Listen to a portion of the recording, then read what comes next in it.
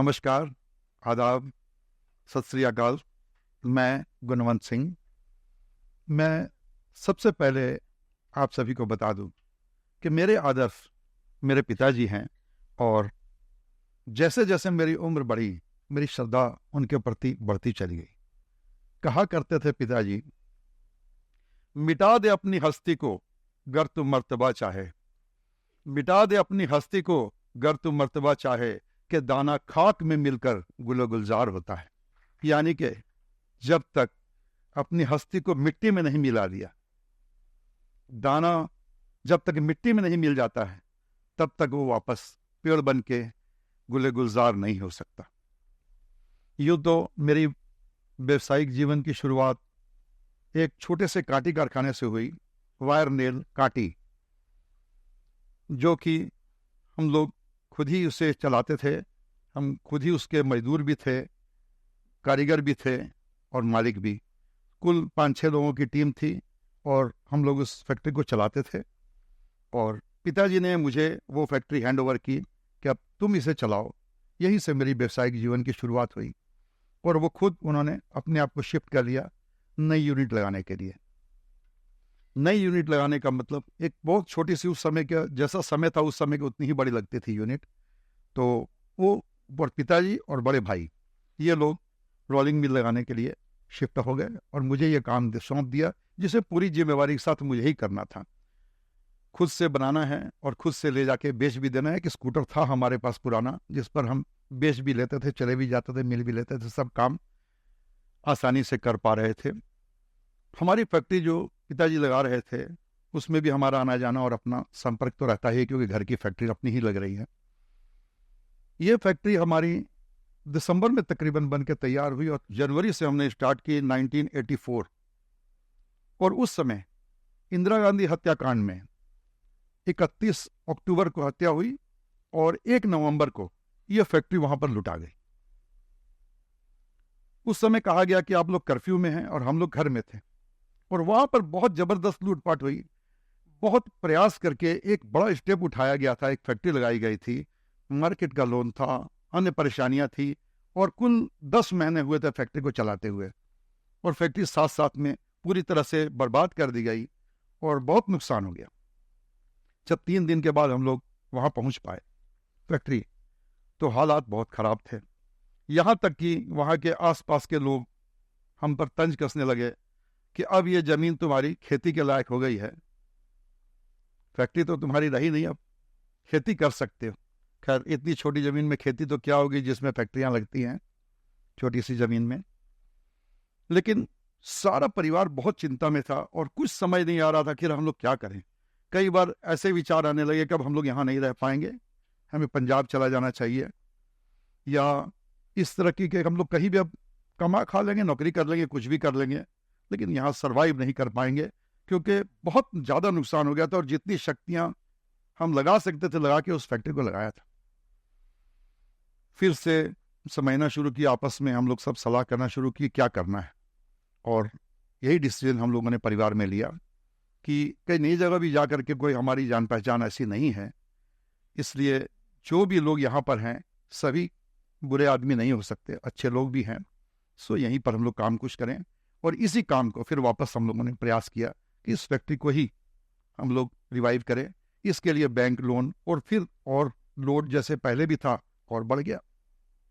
जैसे भी हुआ हम लोगों ने फैक्ट्री स्टार्ट कर दी।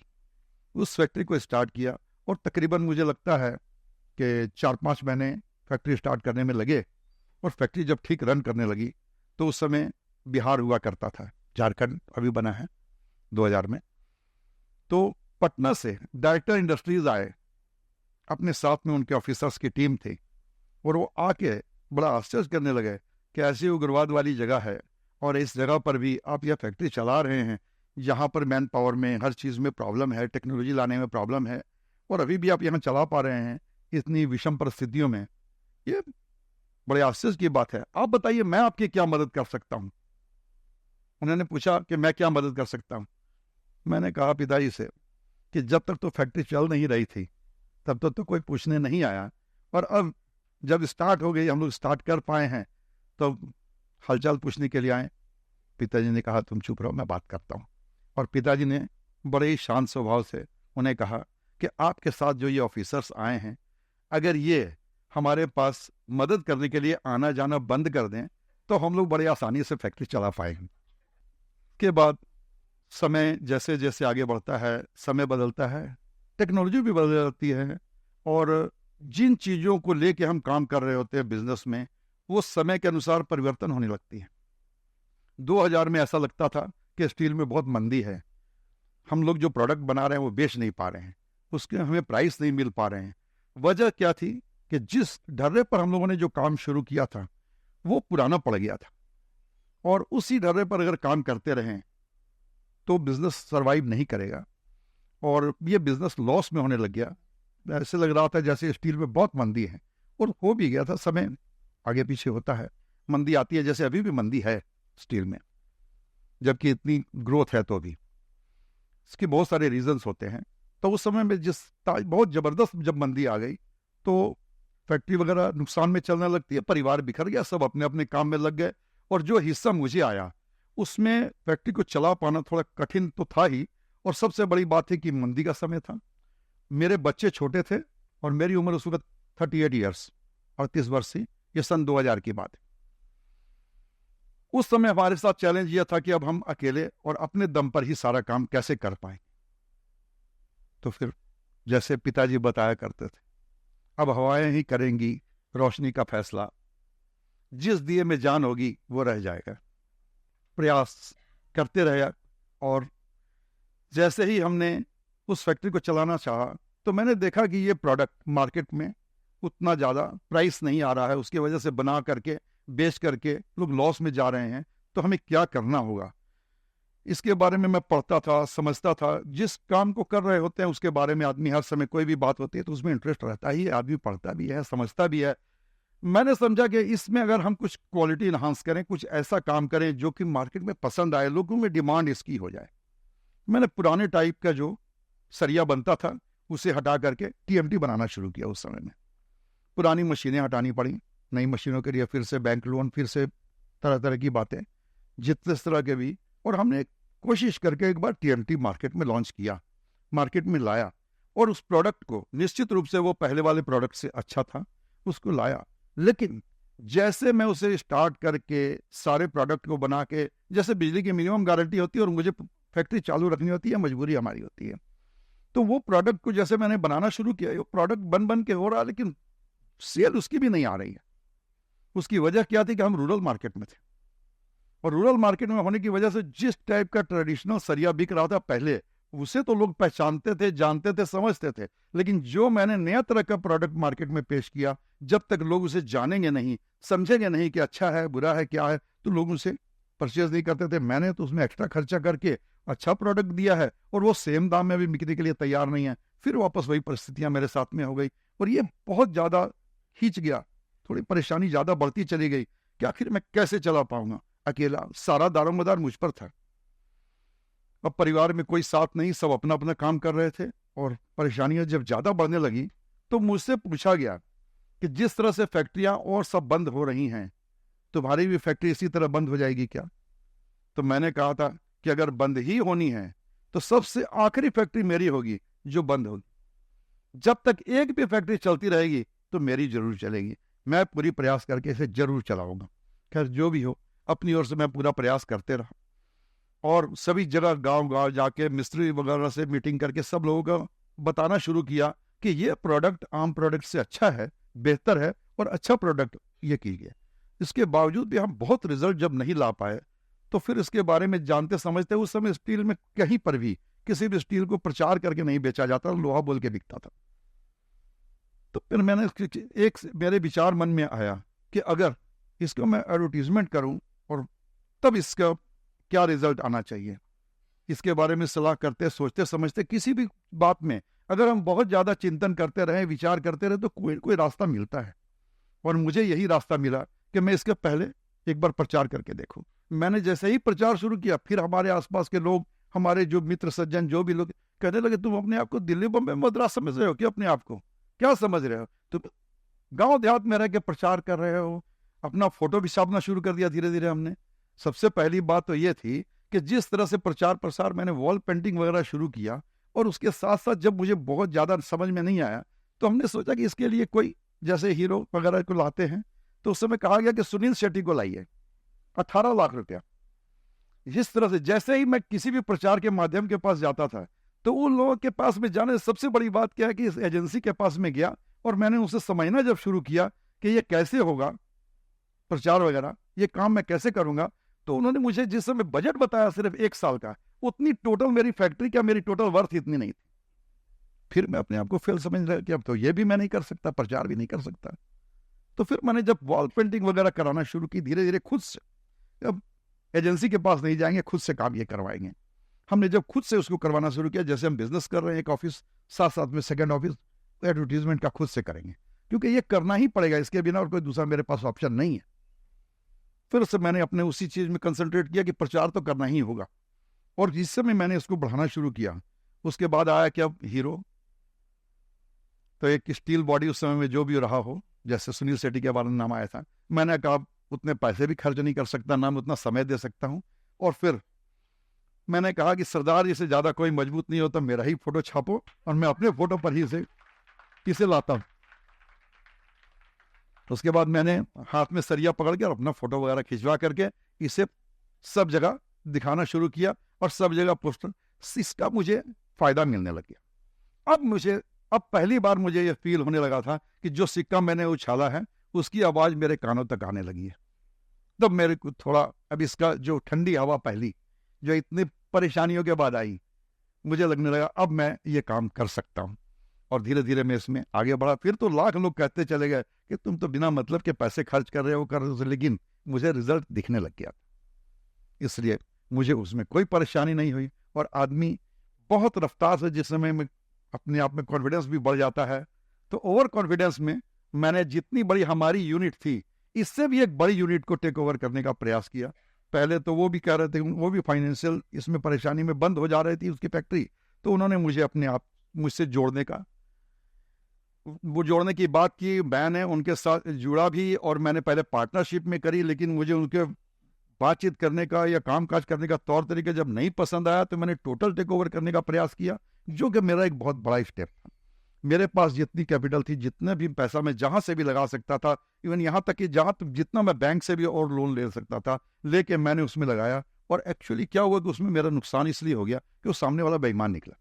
जितने भी हम पेपर बनाए, लेकिन मेरी फॉल्स सिग्नेचर करके, कुछ भी करके, एक केस वगैरह बना के, और सारा कुछ मेरा उसमें एक बार फिर से बर्बाद हो गया। ये 2011-12 में हमारे साथ इतना बड़ा नुकसान हुआ कि हमारे आसपास के लोग कहने लगे, अब मोंगिया और कितने दिन, 2-4 महीने के अंदर इसकी सारी दुकानदारी बंद हो जाएगी, क्योंकि इसके पास कुछ नहीं है अभी।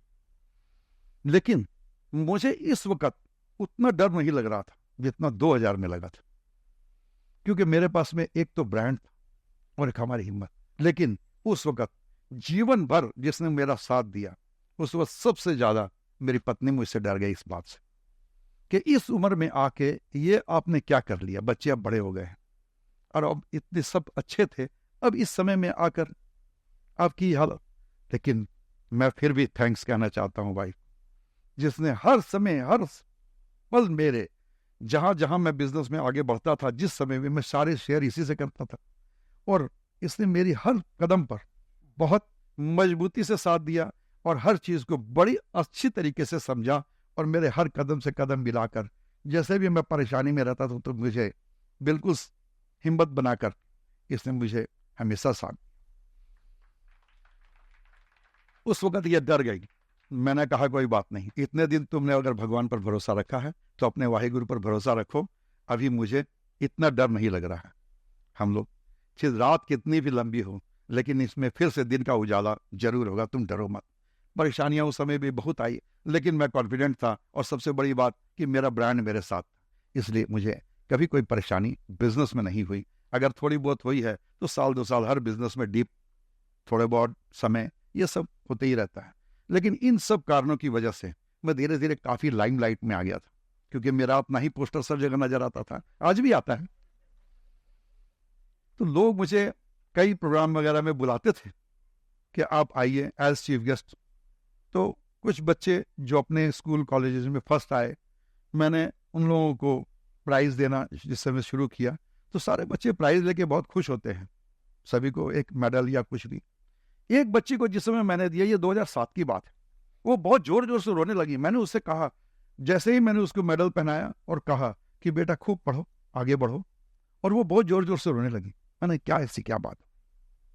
तो उसने मुझे बताया कि मैं जिस गांव में रहती हूँ वहां पर हाई स्कूल सरकारी है और मैं उसी स्कूल में फर्स्ट आई हूँ अपनी क्लास में, 10th में। अब लेकिन हमारे पास में बिल्कुल पैसे नहीं है, हम किसी भी हालत से, हमारे पिताजी मुझे नहीं पढ़ा सकते और कोई परिस्थिति ही नहीं है कि मैं गांव से बाहर आके पढ़ सकूं। तब मैंने पहली बार किसी बच्ची के सिर पर हाथ रखा और उसे कहा कि जितना तक, जहां तक तुम पढ़ना चाहो, और कंपनी तुम्हारे साथ है, तुम पढ़ो, खूब आगे बढ़ो। और उस बच्ची ने, वो MCA करके अभी बेंगलोर में नौकरी कर रही है, मेरे लिए खुशी की बात है। लेकिन उस बच्ची ने मुझे, मेरे मन में एक अलग जगाया कि ऐसे तो बहुत सारे बच्चे होंगे जहां पर मिडिल स्कूल है, हाई स्कूल है, लेकिन वहां तो कॉलेजेस गांव में नहीं है, सब कॉलेजेस तो टाउन में हैं। तो वो बच्चे आखिर कैसे पढ़ेंगे जो पढ़ने में बहुत अच्छे हैं लेकिन उनके पास पैसे नहीं है। फिर इसके बारे में मैंने सब जानकारियां लेना शुरू की, जहां भी जो टीचर्स, जहां लोग थे, उन लोगों से मिलकर, और उन बच्चों को स्पेशली जो पढ़ने में कम से कम अच्छे हैं, मैं इस चीज को अच्छी तरह से फील करता था कि जो पढ़ने में अच्छे हैं अगर वो आगे बढ़ेंगे तो निश्चित रूप से हमारे देश के पिलर होंगे। इस विचार के साथ मैंने बहुत सारे बच्चों को उस समय में अडॉप्ट करना शुरू किया। जबकि हायर स्टडीज में पैसे बहुत लगते हैं, उस समय उनको लैपटॉप भी चाहिए होता है और बाहर रह के, अपने गांव से, घर से बाहर रह के हॉस्टल में रहना होता है, पढ़ाई के लिए भी बहुत सारी व्यवस्थाएं चाहिए होती हैं, तो खर्च बहुत है। फिर भी मैंने कभी हार नहीं मानी। जिन बच्चों से बात हो पाई, ये 2007 से ही हमारे साथ में बहुत सारे बच्चे आए। मैं कभी किसी का नाम याद नहीं रखता हूँ, या मैंने कभी किसी से एक दिन के लिए भी कभी नहीं कहा कि मुझे ज्वाइन करो, कि एक दिन भी मुझे सर्विस दो, या कुछ भी नहीं। सिर्फ वो बच्चे पढ़े लिखें, आगे बढ़ें, अपने समाज को, अपने परिवार को आगे बढ़ाएं, मेरे लिए बहुत खुशी का मुकाम होगा। इन बच्चों को जैसे इस तरह से मैं पढ़ाता था, इसे देख करके उस समय के 2009 में हमारे यहाँ गिरिडीह मैडम वंदना डाडेल डिप्टी कमिश्नर ज्वाइन की थी। उन्होंने मुझे अपने साथ जोड़ा और बताया कि हमारे यहाँ बिरहोर एक प्रिमिटिव ट्राइब्स हैं जो कि विलुप्त प्रजाति अपने आसपास में हैं, और वो बिल्कुल मुख्य धारा से जुड़े हुए ही नहीं, बिल्कुल अपने आप को इतना अलग रहते हैं कि वो किसी तरह से भी जुड़ना भी नहीं चाह रहे हैं। तो इसमें हम लोगों को कुछ करना चाहिए, कुछ ड्राइव करनी चाहिए कि हम लोग उसमें जाएं, उनके पास में उनको कुछ आगे बढ़ाएं। मैंने एक दो बार उनके साथ प्रयास किया, लेकिन उस समय बड़ी प्रॉब्लम हमारे में थी कि रोड्स कंडीशन अच्छी नहीं थी और ये लोग बिल्कुल जंगलों में रहते थे। दूसरी, उग्रवाद की, अब धीरे धीरे जैसे जैसे मैं लाइमलाइट में आने लग गया तो लोग मुझे डराते थे, तुम कहाँ जा रहे हो ये सब करने, तुम अपने आप को। फिर भी मैंने प्रयास किया कि ठीक है, मैं कोशिश करता हूँ, और करते करते ऊपर वाले का आशीर्वाद है, आज तक कभी कोई परेशानी नहीं हुई, क्योंकि वो लोग भी जानते हैं कि मैं किसी अच्छे कॉज के लिए जा रहा हूँ और मैं रेगुलर उनके पास में जाता आता रहा। वो सबसे बड़ी प्रॉब्लम ये थी, कंदराओं में, गुफाओं में, पेड़ों पर रहने वाले, वो उनकी भाषा से कोई हमारा संपर्क नहीं, हम लोग कुछ भी बोले वो समझ नहीं रहे और वो हम लोग से बात ही नहीं करना चाहते। पहली बार जब हम लोग 2-4 आदमी की टीम लेके गए तो वो लोग पत्थर मार के हम लोग को भगा देना चाहते थे कि वहां पर मत आओ। हम लोगों ने एक दुभाषिया जुगाड़ किया, किसी तरह से उनसे मिलने जुलने का प्रयास किया। उन्हें उस समय में चावल, अनाज सबसे ज्यादा जरूरी, और भी अन्य सामान जो उनको चाहिए वो सब देना शुरू किया, और धीरे धीरे उनके साथ एक जुड़ाव। सबसे अच्छा लगता था उन लोगों को अगर कोई मुर्गा लाके उनको देते थे तो इस तरह के बहुत सारी चीजें, जो उन लोग जंगली थे वो लोग वही सब खाते थे। तो उन लोग के साथ में जैसे जैसे जुड़ाव बढ़ा, उनके बच्चों को पढ़ाना हमारी सबसे बड़ी प्राथमिकता थी कि अगर बच्चे पढ़ेंगे और इनके बीच ये वापस कुछ भी थोड़ा बहुत आगे बढ़ना शुरू हो जाएंगे और कुछ समझना शुरू हो जाएंगे तो ये मुख्य धारा से जल्दी जुड़ पाएंगे, क्योंकि सबसे पहली शिक्षा उनके बहुत जरूरी है और इसके प्रति मेरा ध्यान जरूर रहता था। मैंने उनके छोटे बच्चों को, कोई भी अपने गोद से बच्चा दे नहीं सकता, चाहे वो गरीब हो या अमीर हो, फिर भी उनको बच्चों को लाके हॉस्टल में रखना है तो प्रयास तो करना पड़ा, और बहुत कम बच्चों से हमने शुरू किया। लेकिन जैसे ही वो बच्चे हमारे यहाँ से पहली बार 5-6 महीने में कुछ हमारे यहाँ अच्छा खाना, अच्छा रहना, अच्छे कपड़े पहनना, साफ सुथरा रहना, कुछ बच्चे हमारे यहाँ आ गए किसी तरह से, उनको समझाते बुझाते, कोई लालच मुर्गा बकरी कुछ भी दे करके। तो जब वो हमारे यहाँ आ गए बच्चे और हमारे यहाँ से जब वापस गए तो उसे देख करके जो उन लोगों में एनलाइटमेंट, जो उन लोगों में खुशी, जो उन लोगों को अच्छा लगने लगा कि ये बच्चा जो है सिर पर तेल लगा और एक अच्छे बच्चे जैसा नजर आता है, जूते उते पहन के उनके पास वापस पहुंच गया उन्हीं का बच्चा। हर समय हर 2-3 महीनों में बच्चों से माँ बाप को मिलवाना है, बच्चों को लाके पढ़ाना है, एक टफ काम जरूर था। लेकिन धीरे धीरे ये काम इतना परवान चढ़ा कि सिर्फ गिरिडीह के जो टंडा के बारे में मैं सोचता था, गिरिडीह नहीं, अगल बगल में हजारीबाग, रामगढ़, कोडरमा, जितने अगल बगल के जिलों में जहां भी टंडे थे, कैसे उन लोग में अपने आप ऑटोमेटिकली आपस में इन लोग का कम्युनिकेशन हो गया। और हमारे यहाँ से 100 से ज्यादा सिर्फ बच्चे हमारे पास। गवर्नमेंट की ओर से हमें हॉस्टल भी मिल गया, क्योंकि अच्छे काम कर रहे हैं, आप कीजिए हॉस्टल गवर्नमेंट का। हमारे जो बच्चे हैं अब उनके समर्स, विंटर्स, उनके सब रहने खाने सारी व्यवस्था कंपनी कर लेगी, कोई बात नहीं, भगवान का दिया सब कुछ है। हम लोगों ने जब उनको पढ़ाना शुरू किया तो सारे बच्चों को सबसे बड़ी प्रॉब्लम थी कि उनको जुटा के रखना, और कुछ थोड़ा सा भी पढ़ जाते थे तो भाग जाते थे। कुछ क्योंकि उनको तो अकल आ गई, कहीं पर भी कमा लेंगे, 200-400 रुपए कमाने लग गए तो वो कमाऊ पूत हो गया, तो उसको छोड़ नहीं रहा है। बहुत मुश्किल से उन बच्चों को, बहुत आ रहे हैं, बहुत जा रहे हैं, बहुत सारे बच्चे बढ़ रहे हैं, घट रहे हैं बार बार। फिर उनके टंडा में जाके उनसे मिलके उनको समझाओ जाके, बच्चों को लाते लाते पढ़ाते पढ़ाते आज मुझे इस बात को 15 साल पूरे हो रहे हैं। और उसमें सिर्फ 3 बच्चे हैं जो 10th पास कर पाए।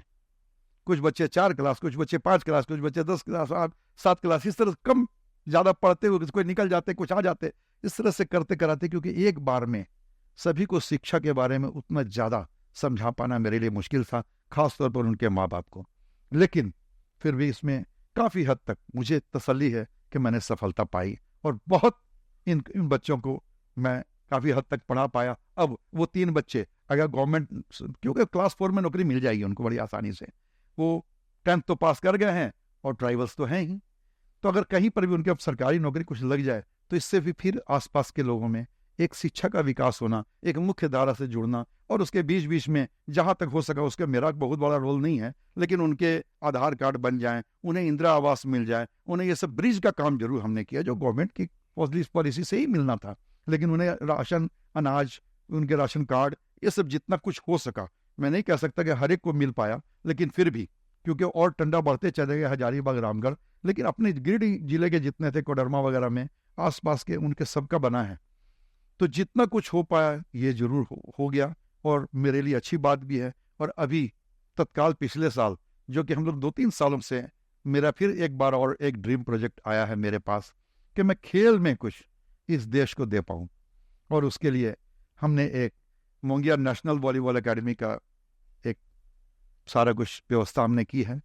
और इसमें मैंने बहुत ही हाई, मैं कह सकता हूँ, जानकार कोच जो इंटरनेशनल खेले हुए, उसमें उनकी पूरी ट्रेनिंग ली हुई, उनको इस तरह से 2 कोच हैं हमारे पास प्रेजेंट में। हमने हॉस्टल भी बना लिया है, उसके सारे इंतजाम कर लिए हैं, और उसमें बच्चे अब खेलना भी शुरू कर चुके हैं, और 1 साल तकरीबन हो चुका है इसमें, बच्चे प्रैक्टिस कर रहे हैं। मैंने छोटे छोटे बच्चों से लेकर के ये खेल शुरू किया है, और जिस तरह की ट्रेनिंग, जिस तरह की व्यवस्थाएं, 4 एकड़ जमीन में हमने उनके लिए हॉस्टल से लेकर के हर उनके खाने पीने, और सबसे जरूरी उनकी पढ़ाई, क्योंकि अगर वो पढ़ेंगे नहीं तो सिर्फ खेल पर उनकी जिंदगी चलने वाली नहीं है। तो जिनकी पढ़ाई अच्छी होगी, हम उन्हीं को अपने साथ में रख पाएंगे। इस तरह से हमने अभी शुरू किया है, और मुझे पूरा विश्वास है कि मैं इस देश को एक वॉलीबॉल के लिए भी नेशनल टीम दे पाऊंगा। बहुत बहुत धन्यवाद। सिर्फ मैं इतना ही कहना चाहता हूं कि पूरे कोशिश के साथ, और एक अर्जुन दृष्टि के जो सोचा है उसी को पूरा करना है, कहीं पर भी रुकावट नहीं है। रात लंबी हो सकती है, लेकिन उसका फिर से उजाला जरूर होगा, और हम प्रयास करते रहेंगे तो सफलता हमें निश्चित मिलेगी। हो सकता है मेरे पास में रास्ते उस समय नजर नहीं आ रहे थे, लेकिन जब मैं कोशिश करते रहा तो मुझे रास्ते हर समय मिलते रहे। थैंक यू, धन्यवाद।